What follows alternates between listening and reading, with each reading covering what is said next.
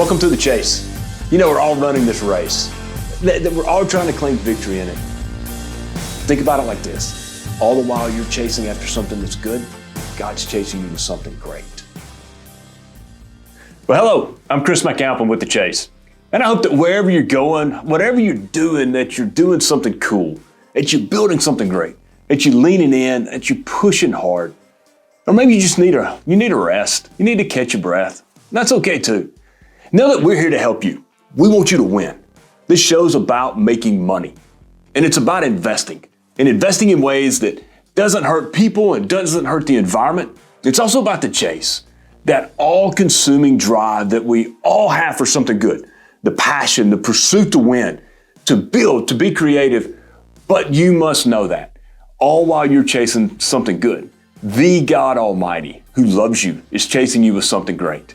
It's God who gives you that passion, that drive, that desire to win. He's the ultimate winner, and He's chasing you with something awesome.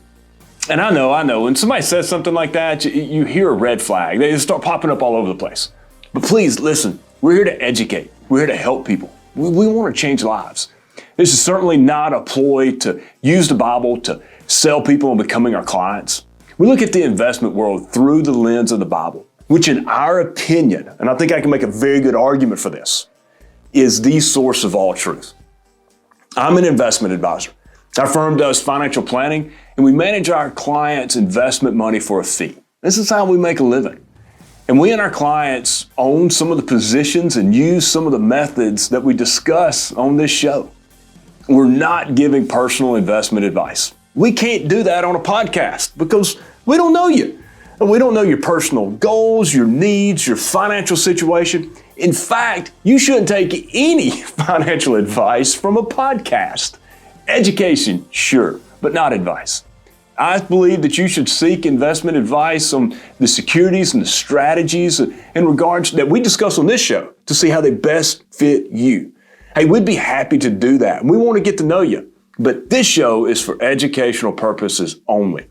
The show's content is our opinion, and it's not an invitation to buy or sell any of these investments. We want to teach you what we've learned through experience, trial, error, gains, losses, and yes, losses. It's not always a popular idea, but losses are a part of life, just like risk. Last but not least, we're not perfect. We're not guaranteeing you positive returns. Past returns, research data, index history, all of those tools that we may use on this show, they don't guarantee future results. Sorry, I can't guarantee the future. That's the Almighty's territory. But we're going to look at God's truths about money. We're going to look at some excellent ideas. I'm glad you've joined us today. So welcome. Let's get on with the show. 74% of Christians have no idea that faith-based investing is even an option. Faith-based investing is a way to emphatically say no to harming people or the world that God has created. It's also a dedication to not compromise the mandate that God has given us to multiply and be prosperous. Maybe it's something you've been talking about, your spouse, or maybe God has nudged you while listening to this, or you might just want to hear a little bit more about faith-based investing. If you do, and you'd like to speak to one of our advisors, go ahead and go to soundfsg.com/The Chase. Welcome to The Chase, everybody. Joel Holden again with Chris McAlpin.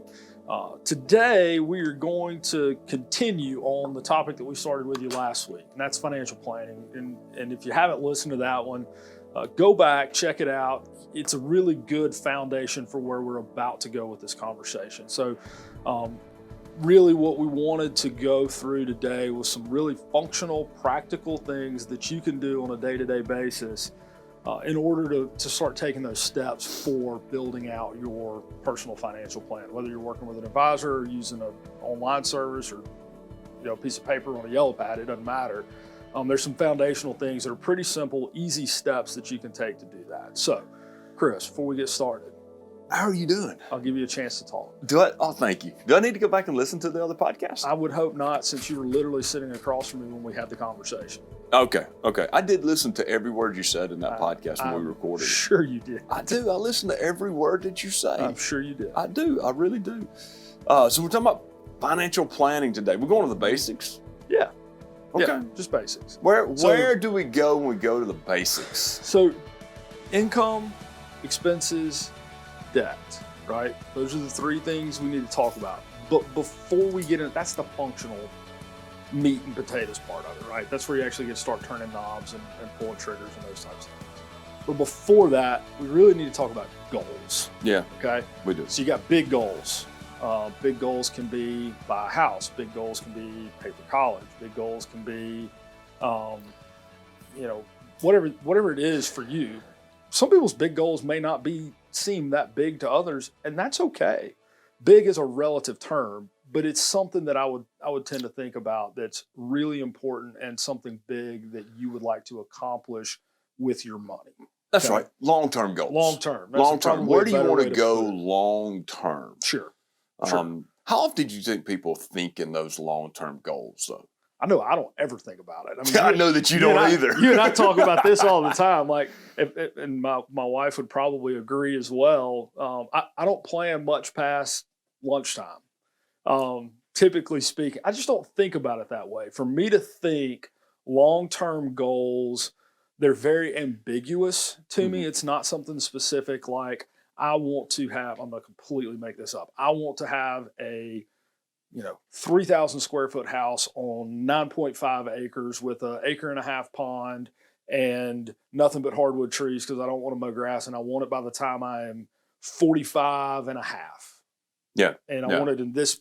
I don't think in those terms. And I think sometimes those terms can be restricting. They are. Yeah, I think because and God that's can primarily reshape your life as between now and then. Sure. You got to be willing to say, "Okay, God, you got it, and I'll let you reshape me." Yeah, and restricting is I don't like being told what to do. That's no joke. Even if you're not, even if you're the one telling yourself what to do, I you still don't like don't to tell it. yourself. Even when what I have do. to follow my own rules, I don't like them. Yeah. Yeah. So and that Aren't you our chief compliance officer? I am, and I do follow them. It's just not always fun. So yeah, I get to make them and I get to follow them, which is great. But to me personally, keeping them more ambiguous, it gives me a little bit of wiggle room in there, and it makes it easier for me to change my mind. But I know not everybody's wired that way. You have clear goals when you set goals, but you're willing to change them. Right. You're willing to adjust them. Right. In my mind, when I set a goal, that's the goal, and if we change it, we failed. You've got this added benefit in this lens of you don't see it that way. You're just willing to adjust the goal. I'm willing to adjust the goal. And it's not willy-nilly, but it's truly adjusting the goal. It really is truly adjusted the goal. My personality, I don't like. If I'm going to go walking for the sake of walking, I don't mind wandering. But if I'm going to get up and go to work every single day and we're going to have assets to manage, wandering with those drives me nuts. Yes. Yes. And I think that we need to talk about this on a different show sometime because we see in husband and wives different personalities and they end up clashing. They don't work together to the benefit of one another in setting goals and planning. We're business partners and our personalities are opposites in this. You will go into the details and craft a plan from the details up. I don't like going into the details. I like crafting a plan from the big picture down. And when you work well together, that meets in the middle very nicely. It's when you clash, though, you say, by golly, no, we got to go look at the big picture before we get down to the details, so we're going to work from the details up. And then you got a problem. Yeah. And I think that's where a lot of couples get mad at each other and stay mad at each other over decades because they never learned or they saw the value in their spouses, what they brought to the table in that different perspective and that different lens. Yeah, it's funny oftentimes when someone doesn't. I didn't just call you my wife, though. By the way, I did not. It's not that kind of show. No, it's not. Not at all. Not at all. Never will be. It's funny though. You mentioned the other people's perspectives and recognizing the value that they bring to the table. I'm going to bite on it for 2 seconds. You do not have permission to respond to what I'm about to say. We can do it another day, Okay, but fair not enough. today. Fair enough. That is a mega symptom of how much our society baits us and teaches us to think about ourselves first, to where when we look this, I already told you can't respond, to when we look at others' contributions, if they are not equal or match up with what we expect the contribution to be, they're automatically wrong. They don't do it the way we want it done, so they don't need to do it at all. Right. Versus looking at it from this standpoint of, you go back to Genesis and the creation story. We are all created to fill a role and a purpose. And so those values and those things matter. I just couldn't pass the opportunity to say, hey, this is you set me up to say, don't dismiss your spouse in these conversations. Take the time instead to understand why they think about it the way they do. It's one of the biggest helps that we have. Maybe we do that the next show. Maybe I won't so. bite. Don't bite, but maybe next time. All right. So I think though that my story, I got a story for that. Okay. I like telling stories. Yeah. And it kind of fits what you're saying, but it also fits the overall just where do we get started? Because we have goals, big goals, long-term goals, and we're going to talk about really the smaller goals. The value of the long-term goal is so that we can set some 3, 6, 9 month goals, 3, 6, 9 year goals that build into those bigger goals so we can get to the how to. Yeah. But you remember the story of the 3 little pigs? I do. Have you ever thought about 3 little pigs in financial planning? Not. All right, so let's tell the story of the 3 little pigs. See, you have 3 pigs that grew up in a home together, 3 brothers, and mama says it's okay. It's time for y'all to go off into the big bright world and make your own way. I can't afford to feed y'all anymore. Get up, get out, get going. All right. So the first little pig, he likes to sing and dance, play all day. So he builds his house of straw. Second little pig, he hates that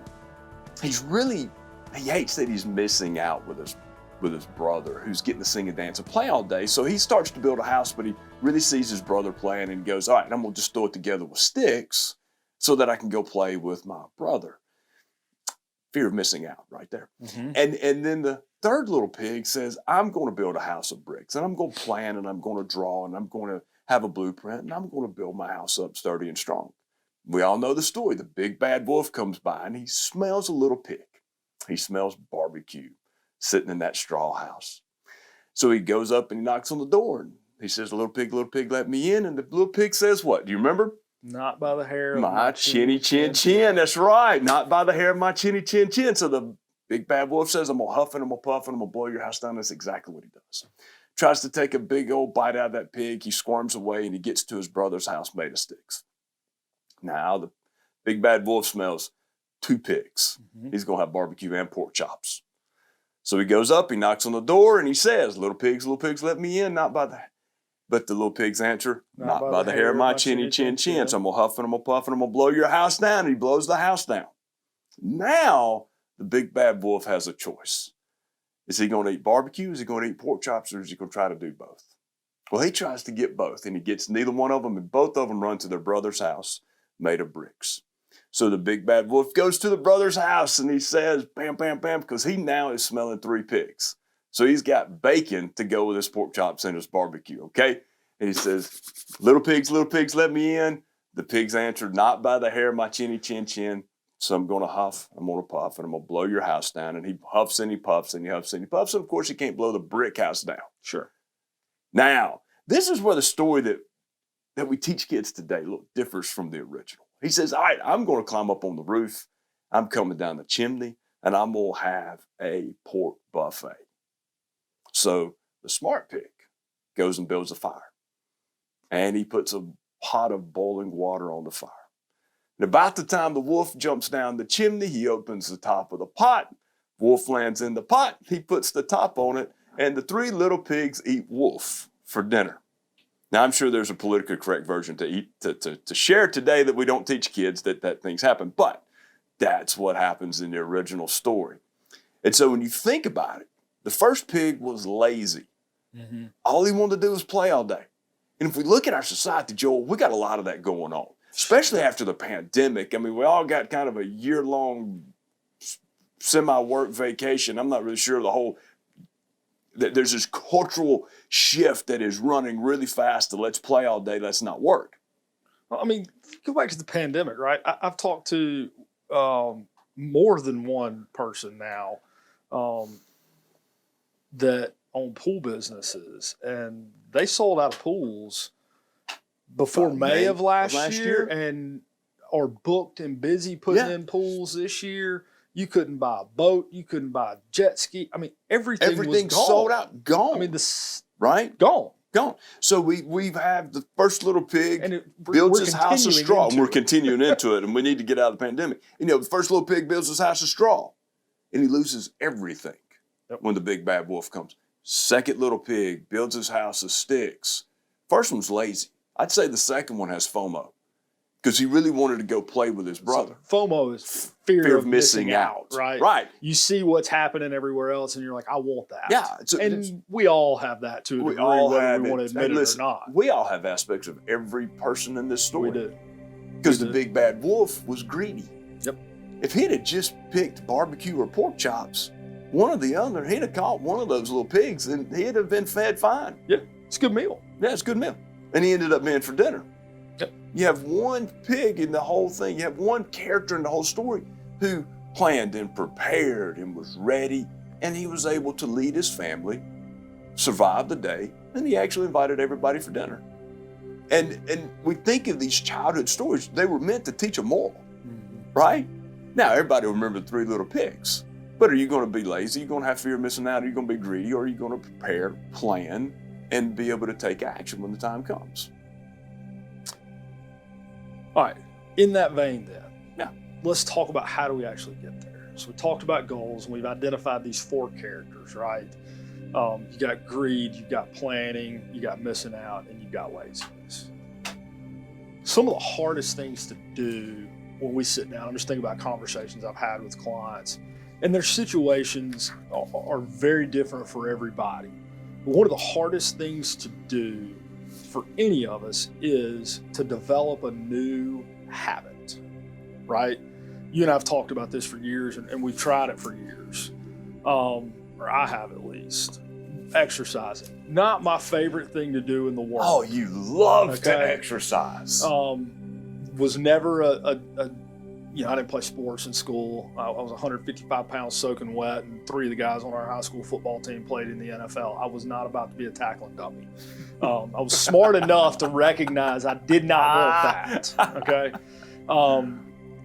So I never developed a habit of working out, which was fine because I could eat anything I wanted to eat and do whatever I wanted to do, and I weighed 155 pounds soaking wet in high school. College, I put on a little bit of weight. After college, put on a little bit more weight, and then I started to get to this point of just uncomfortable, right? Yeah.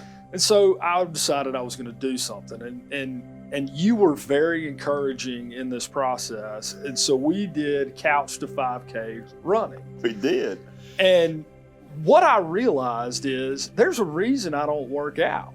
And it's not just because I didn't have a habit of doing it or I didn't know what to do. I didn't like it. I don't like running. And I know there are people out there. We didn't pick really the most pleasant time of the day either. It doesn't matter. I mean, we started running in the middle of the summer at noon. Lunch. Okay. Great. It was so awesome. it was brutally hot. Best way to lose weight. But we did. I lost a lot of weight doing it, but I hated it. Yeah. It was miserable. So as soon as we got into the fall and we got busy, doing workshops and stuff with clients again, that habit was gone. But for me, the part of it that was so hard, we had this little loop that we would run, but occasionally we would just run down Airport Road. And that was the worst. It's the best. I realized, I've got a point with all this. So when you talk about long-term goals and you think about long-term goals, for me, that was very challenging because it was like running down Airport Road. You're going straight out and it looks like it's going to take, it's demoralizing. Okay. If you're doing something, I'm laughing because I remember this. I could look miserable. Over my shoulder and you looked miserable. It was awful. You're doing something you need, and it fits so well with this conversation because you can know in your heart and in your head that you need to do this. But it is such a big task that in the beginning you're just demoralized, right? Yeah. So do you remember my favorite way to run if I had to pick one? Yes, I do remember your Okay. favorite way to run. It was not the. I'm weird. Well, it was not a favorite. Favorite's not the right word. It was the least of the hated ones. It was the most tolerable. Yes. Okay. Let's fair go enough. with that. Fair Let's go enough. with most tolerable. So my preference is to find places that I can run where I can have miniature goals along the way. So we'd leave the office and the first goal is make it to the stop sign and we'd hang a right. And the next goal is make it to the police It's like department. a tenth and then I'd of a hang mile. a left. No, it's a Yeah. third, a third. I mean, it's a It is third, a third, It maybe is a quarter of a quarter, a quarter, somewhere around in there. But I had it broken down into 4 or 5 small goals that eventually got me to my long-term goal of running. Yeah. We were running 3 miles a day. Yeah. And so I mean, it was a small loop. So I'd do 1 mile with my miniature goals and then I just start them all over again. But for me, doing something I didn't like to do, didn't want to do, but knew I needed to, those small goals were very helpful. Right. So let's Right. take a little bit of time today and talk about that as it relates to those 3 things we talked about. So we got to set our big goal, right? That's right. Where are we going? We got to know where we're going. So where are we going? in our running analogy, Yes. I was going back to the office. Yes, you were. I had to get you far enough away to get a workout in. Right. Yeah. The question was, how many times could I make a circle before I got back? But to the office. Right. Yeah. So the goal is to get 3 miles. So that was Yes. the goal. So what is your big goal? What are you working towards? Whether it's college, retirement, whatever the case may be, set that big goal first. Right. Okay. Then let's talk about setting some miniature goals. And that's where we come back to, all right, and it's really easy because you can just reverse engineer the math at this point. If you know what those big goals are and assign a dollar figure to them, you can take it all the way back and say, what do you need to do tomorrow? And I think that's the hardest part that It is people really not easy. people struggle with that. It's easy for us because this is What what we do. All day, every day. Okay, yeah. but we struggle with doing this for ourselves. Yes, That's why we we've do. done it for each other. We've had other advisors do it for us. I mean, this is you're emotional about your own money, Mhm. and so let's pick college planning. Okay. All right, so we're intentionally not picking retirement, not paying debt off right now. We're going to pick college planning. And that is something that you can reverse engineer. This is how the math works. I have 3 children, 15, 13, and 11. So at about 18 for each of them, so that's 3 years, that's 5 years, and that's 7 years, I'm going to need to pay X amount of dollars a year for each person. Mhm. And so therefore, there's your dollar figure goal. It is now a math problem. I need $75,000 in 3 years for daughter number 1. I need $100,000 in 3 years for in 5 years for daughter number 2, and I need $125,000 in 7 years for daughter number 3. You like this? You have 3 daughters. That third one is always the most expensive. She's always most expensive, absolutely. But now that we lay it out like that, because that looks pretty demoralizing. Sure. Now that's like I mean, you running down you just to put a total of $300,000 out That's there like that. like just like that. You just laid it out there. And I always say, lay it out there, write it on paper. It's not going to jump off of the paper and eat you up. It's not going to bite you. You could have stopped running at any time and said, I'm done, this is stupid. All And I right. did. And I'd usually yell at you and say, come on. I'd yell sometimes. I'd slap you on the butt sometimes. Come on, buddy, you I'd can do stop. it. Sometimes I'd say, I'm done. come on. But that's one of the reasons I've run out. Because when you got out, you have to get back. Whether you walked back or ran back, you had to get You back. know, and we were doing this before Uber. Today, I would just call an Uber. I've got a way back. You would You know do how that. I'm wired. You really would do that. All right, probably make it an Uber Black. Our good buddy does. Yeah, he All right, does. so it's your Uber's here. All right. I hope he's listening. I do too. hope he's listening. If not, to that we'll one. make sure he We'll does. make sure he hears that when your Uber's here. I'm gonna Uber into the It's- meeting. and you're going to Uber into the meeting. All right. So we've got those 3 numbers. This is where you got to start recognizing that this is where you break it down in little goals. Daughter number 1 is going to school for 4 years. I don't need $75,000 in year number 1. Sure, I need $75,000 over 4 years. sure. All right, daughter number 2 is going to school for 4 years. And, or at least that's how long daddy's paying for school, right? You got $100,000 over 4 years. Same with daughter number 3. This starts to break down into steps. And I think this is the part where people get really frustrated with goals at the beginning because they're like, oh my goodness, that's $300,000 that I got to have in 3 years. That's not what I said. Right. These are going to break down in stages. And you know what? You may not need that much at that time anyway, because now you can go get your daughters and say, this is what I'm going to do. This is how much mom and I are going to commit to this amount. You are going to commit to the rest of it. And I'm not just signing off on a ton of loans, nor am I signing off on a ton of loans for you to go to get some stupid degree that you can never pay the loan back. Right. We can start thinking, hey, let me take it back, because degree may not be stupid. It is stupid to pay a truckload of money for a degree you can never pay it back. Right. Okay, you got to start viewing it as an investment, both in the person, but also in as a return on the investment for the person as well. Sure. Okay, as a dollar figure investment. And so this is where you got to set those goals so that you can start breaking them down. Right. If you aim at nothing, you'll miss it, or you'll hit it every time. Right. But if we're aiming at something and you start missing it, you can learn how to dial that shot in. All right. So we got a big goal. We know what we're aiming for so that we hit it, right? So let's talk about the little goals. And the little goals are a little bit more difficult to cover, but these are baby steps. So I'm actually going to skip, and not baby steps in the Dave Ramsey standpoint, but taking that big goal and turning it into bite-sized pieces where you can see progress. They're not immature steps. They're not immature steps. Short steps. That's right. Yeah. That's right.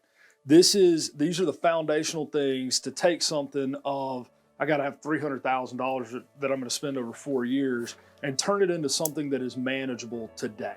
Okay. How do we get there? Right. 3 things. What are they?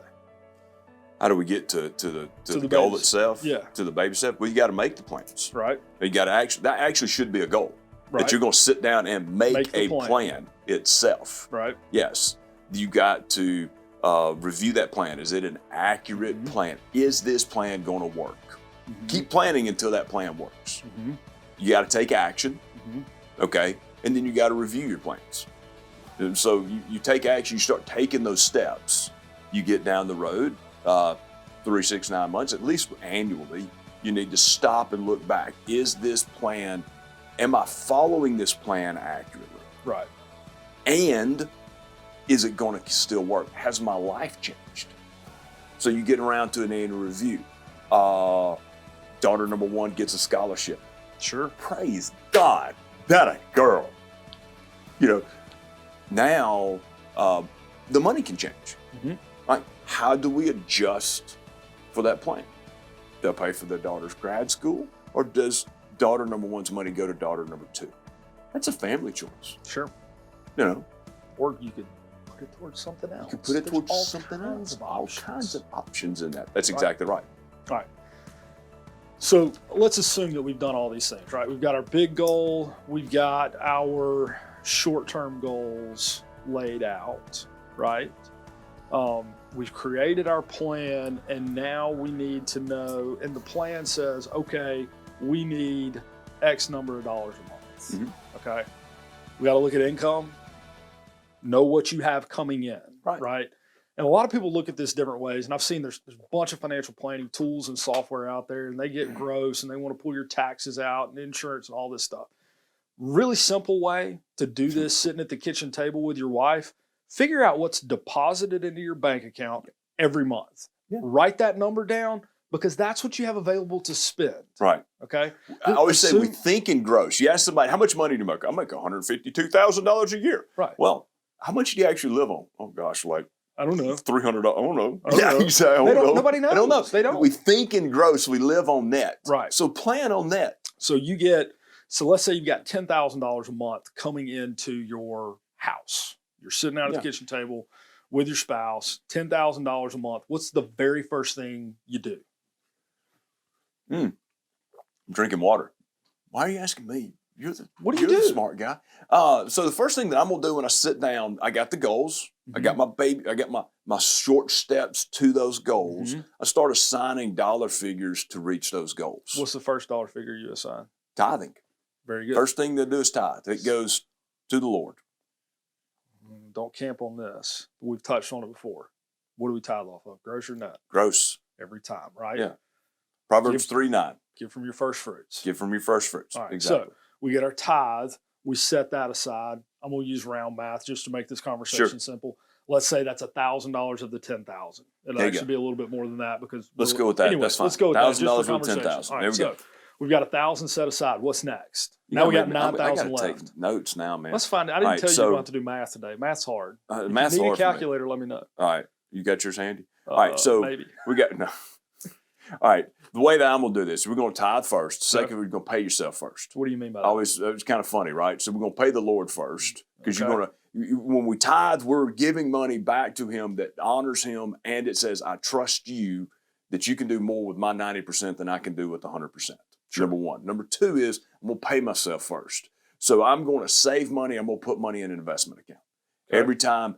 And a good rule of thumb in this is at least 10%. You need to start working towards 15. Okay. So in other words, let's take another $1,000.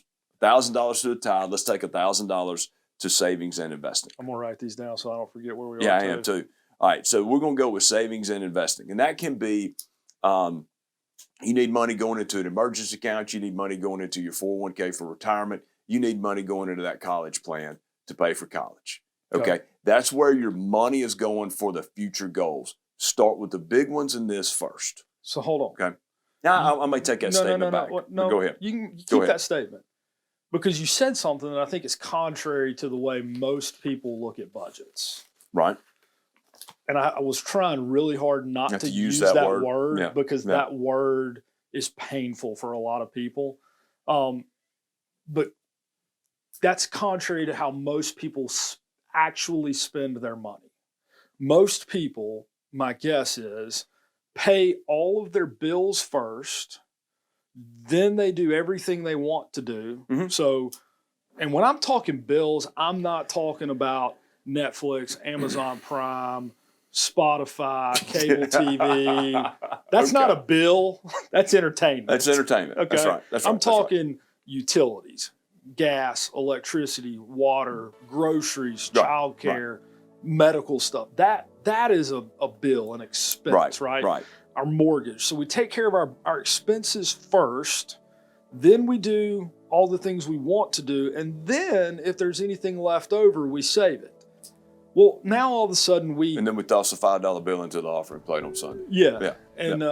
So, but now all of a sudden we're in this point of, we've just sat here and we've had a conversation about goals and things that are important to us, but our actions say, well, it's not that big of a deal if we don't make it. Right. I would argue it's a big deal. It's a big deal.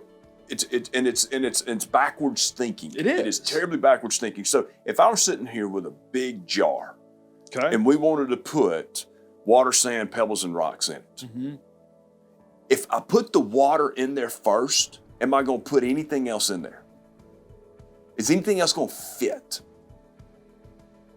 Maybe some sand, maybe some pebbles, but those rocks aren't going to fit in there. When I put the sand and the pebbles, the big goals aren't going to fit. But if I had that big jar, and I got 3 big rocks that I need to put in that jar, I can put the rocks in there. Then I can pour probably a good amount of pebbles in there, shake them around really good, and they'll start to settle in and find all the little cracks. And you'll look at it and go, you can't fit anything else in there. I'll go, I bet we can. Pour the sand in there, shake it around really good, and that sand really, really gets into the cracks. Okay? And then, if it's all measured out right, we pour the water in there. And it fits. And it fits. And if the water's like, to your analogy, Netflix and Amazon Prime and Spotify, and it doesn't fit, get rid of it. Who cares? It's okay. It's okay. It's okay. But are you trading off Netflix for your daughters to go to college? I hear you. I mean, you could be, if there's enough of those things out there. You hear people pick on Starbucks all the time, and I shouldn't say their name, but they pick on nice things that we do to treat ourselves. Stuff, whatever it is. I mean, it can be $9 cup of coffee. It can be coffee. It can be the Lord's chicken. It can be. Jesus. I'm trying not to name business names, but I think everybody knows what I'm talking about. It can be a lot of different things that we put in that bucket that are seemingly small expenses, but you make enough of those small expenses over the course of the month, and your spouse makes enough of those small expenses over the course of the month. Really adds up. When I was in college, my last year there, my mom, she was a bookkeeper by trade. When I was growing up, she's retired now and loves every minute of it. But she kept up with my bank account basically, because all of it was like, that's where all my student loan money went.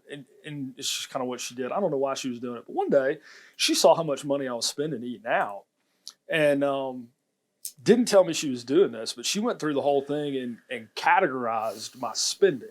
This was money I had borrowed. My name was on it. I was paying it back, but it was in a bank account that she had access to because we all had family accounts. Anyway, it doesn't matter. So she saw how much money I was spending in places, and she categorized it all for me. This is what's going to tuition. This is what's going to books. This is what's going to rent, to bills, whatever. I had spent an obscene amount of money on fast food. Yes. Obscene. And to this day, when I pay those student loans, I think to myself, It's fast food. it was a good sausage and cheese biscuit, but it wasn't that good. It wasn't that good. That's right. I didn't have to have it every day. That's right. My point is, it adds up Yep. over time. Yep. So let's go back to the main point here. So we're going to tithe first. We'll tithe first. Pay ourselves second. first. Then pay off. You got to pay off debt. Then we've got debt, right? Yeah. And the trick with debt is there's good debt and there's bad debt, Yes. right? And We need to do a don't- whole show. We on don't that have topic. time We to need get do a whole into show on that today. topic We as need well. to do a whole show on good debt versus bad debt. That's right. And how to manage it properly, because good debt managed poorly turns into bad debt It does. quickly. Yes. Okay, so we got to it's identifying what they are and then managing them well. But so we got tithe, we've got pay yourself, debt service, and then expenses. Yes. I mean, your And living then- expenses. Then everything else you want to do. Yeah. What I have seen. I say it like this a little bit differently. So tithe, pay yourself first. Don't buy it unless you've earned it. There you go. All right. So don't buy it unless you've earned it. It has a lot to do with consumer debt. Credit card stuff is consumer debt. Mm-hmm. Okay. This is where you get into a lot of your entertainment expenses. Now, when I say don't buy it unless you've earned it, I don't mean don't buy a house, but I do mean don't go on an expensive vacation if you can't pay for it. Right. Okay. And don't buy a house. You hadn't earned it. Yeah. And Okay. And I'm not being ugly or rude with that statement, but it's not one of these things I'm going to pat myself on the back because I need to go to a resort vacation because I deserve it. Deserve has nothing to do with it. mm-hmm. You can't pay for it. Don't go do it. Right. Don't go buy a four-wheeler, a boat, or a silly dream house you can't afford. Right. Okay? Now, buy a home, sure. Go on vacation, sure.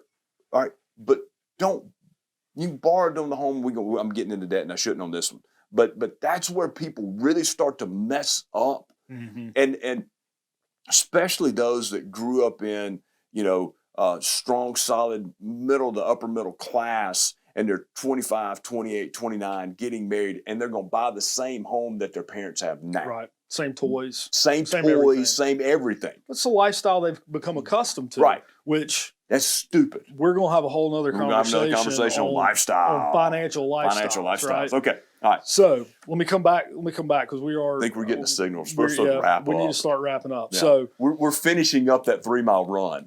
right. The difference is At our 11 I could go a marathon on this one. Yeah. The timing's about right. It took me about this long. That's about right.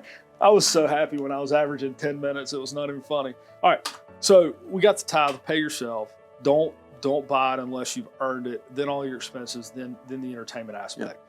That middle piece of the don't buy it unless you earned it is really important in this particular conversation, because what having all of these things together, this is where the plan comes together. This is where the big goal, this is where the small goals, and this is where the understanding your income, expenses, and debt come into play, it all comes back to this point.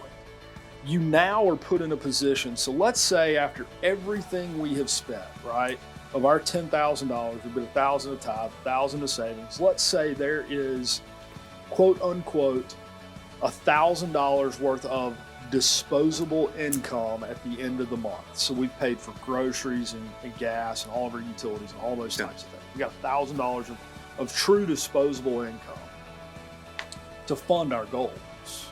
Okay, what do we do with that money? This is what I love about this process is now you get to look at things and go, all right, do I want a membership to the deer camp that's going to cost me $500 a month, or I can add it to what I'm already saving for college and accomplish my college goal in half the time. Right. Or when you have walked through this process and you feel the peace that comes from the stability, do you want to be generous with some of that $1,000 and give some to those that are in need because God tells you to, and you recognize, wow, this peace and joy that I have from being financially stable, I don't need the $500 a month deer camp for my ego anymore. Right. Right? Because if you only have $1,000 a month at the end of the month, I'm going to argue that $500, if it's going to your deer camp, you can't afford it. That's for your ego. Right? Yeah. And I like to deer hunt. You and I like to deer. I get it. Okay. So yes, you get a choice to make, but if you've walked through this process, I'm willing to bet that you're going to have a peace and stability by the time that you look at that $1,000. It's going to be meaningful for a far, far different reason because of the stability that it represents. And there's nothing that you can buy to replace that. Okay? This is where I think this verse.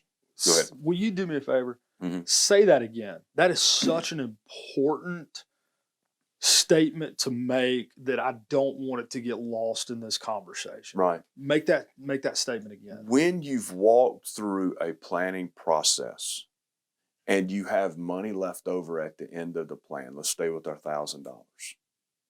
There's such a peace and stability that you have. We go to our 10,000 and we've tithed 1,000, we've saved 1,000 and invested it, and you're essentially living off of $7,000 a month. Now you're doing it right. Sure. You've got $1,000 left over. You've got 10% left over. You're going to have such a feeling of accomplishment, but it's not going to be an ego accomplishment. It's going to be one of stability, peace. The bills are paid. There's food on the table. My lifestyle, I am content with where I am. The Bible talks about this often. I'm content with this. And you will now not have a tendency to spend that $1,000 on your ego or on trinkets to make you feel better. And now you will be generous from a place. You'll be generous from the place God wants you to be generous from an excess and from an enjoyment of Him. There'll be times that you'll be able to go, I'll give all $1,000 away to somebody that needs it right now. It's fine. I'm good. I'm content. And where it really grows, Joel, beyond this is God demonstrates you're in good hands because I've got you. You're in good hands when now you're doing all the right things. And if all of a sudden something really breaks and the bills aren't paid, you're still in good hands because I've got you. Mm-hmm. We're not fearing loss. We're not fearing failure. We're not fearing missing out. And I think that's what drives so many of our mistakes. Yeah. And that's what I was getting to with Three Little Pigs. The mistakes were made out of fear, greed, or laziness. Right. And that is where we make most of our financial mistakes. That's right. That's right. That's exactly right. If I didn't brush over that too quick, there's a great verse from Proverbs 24, verses 3 and 4. It says, by wisdom a house is built, and through understanding it is established. And through knowledge its rooms are filled with rare and beautiful treasure. Now, I could preach a sermon on that. But when we think of even by knowledge its rooms are filled with rare and beautiful treasure, I like the idea of rare treasure. Mm-hmm. There is a rare treasure in being both ambitious and content. Yep. The Bible is filled with ambitious people who were content in Christ. And in Christ is why we've talked about identity. We've talked about trust and obedience in all of these different podcasts. But in Christ, we can now have both an ambition and a contentment. Seemingly an oxymoron, seemingly two opposite words. Because most people that are very ambitious are not often content. Most people that are very content tend to not be as ambitious. But God teaches us to be both. That we can be content with what He's blessed us with, but we're ambitious and driven to manage what He's blessed us with excellence. And that leads to the description that you just described, where you've done good planning and you're sitting here with $1,000 left over. Or to use the jar analogy, we've put the rocks, we've put the pebbles, we put the sand, we put the water, and we have space. Yep. Sometimes you just should sit back and enjoy the space. Yeah, that's one of the things I was going to add to. You know, one of the things that comes out of this, and this is really the essence of the chase, right? This is what you and I have talked about for years, is this disconnect we have when it comes to our money and this lack of awareness of how much it actually impacts our day-to-day lives. It impacts the stress in our home. It impacts our pursuits. It impacts everything. You know, the things that $1,000 buys, and I'm not talking about stuff. I'm not even, honestly, Chris, talking about the generosity component of it. What it buys you is a sense of peace, because it is very difficult to get to that number without making some of the choices that you and I have talked about, without going to the bank and saying the bank will loan you $400,000, but you say, no. For a house. I'm gonna buy a $250,000 house. Right. And you know, man, I really like that new Yukon AT4, but I'm not gonna go spend $65,000, $70,000 on a vehicle. We get so caught up, and our society bombards us with things and stuff and activities, and we want to do this and we want to do that. And they're not inherently bad things, but what it causes us to do, how it causes us to change our focus and our pursuit. Because for me to go do that now I become a slave. I'm a slave to work. Yes. I'm a slave to time. All of those types of things. But when you structure your life in a way and you guard your money the same way you would guard your heart, in that I'm going to be very diligent and intentional with how I allocate these funds, and what I'm buying is more than what I'm buying. It's what else am I bringing into my home. Yes, right? It's not just what I'm giving up, it's what I'm bringing in. It's what I'm bringing in. Mm-hmm. There's some peace that comes with that. And it's not just a piece of having an extra $1,000 in the bank, and it's really hard to explain. You'll actually learn that the grant's not that big of a deal. It's not. And I remember when $100 was a huge deal to me. Oh. Massive deal, that there was an extra $100 left over going through this process. So I remember the first time I had $100 left over. Exactly. And so I'm not making, I don't want to interrupt and make light of what you're saying, because what you're saying is that money is never your partner. No. Money is either your servant or your master. That's right. It either works for you or you work for it. That's right. We say it all the time. Money is simply a tool. It's not what you keep score with. If you keep score with money, it becomes your master. And you and I have sat down with hundreds of people we've read about, we count the books we've read, study of people, it's thousands of people. And I've seen this true at a $70,000 a year income, and I've seen it true at a $700,000 a year income, that they're living paycheck to paycheck because they've overspent and they are enslaved to those trinkets they've bought. And that trinket, whether it's a John boat or a yacht, it can be just a trinket. Yep. Okay? That we will either be enslaved to our money or it will work for us. There's no in between. No, there's not. There's not. All right, folks, that's going to be it for today. I encourage you to take some time, sit down with your spouse, look at your budget, but really beyond that, don't just look at the dollars that you're spending and where they are going. Take a deeper look and see those dollars represent things, and there's parts of this that you just have to have. You got to pay your mortgage, you got to have groceries. But are these things adding to your life good and valuable things, or are they taking away? Meaning you're giving up time and it's adding stress. Something is being bought beyond the item you were paying for. But take some time and really look and see where your dollars are going and how you can better structure that and shape those to reflect who we are created in God. This is the essence and the epitome of the chase.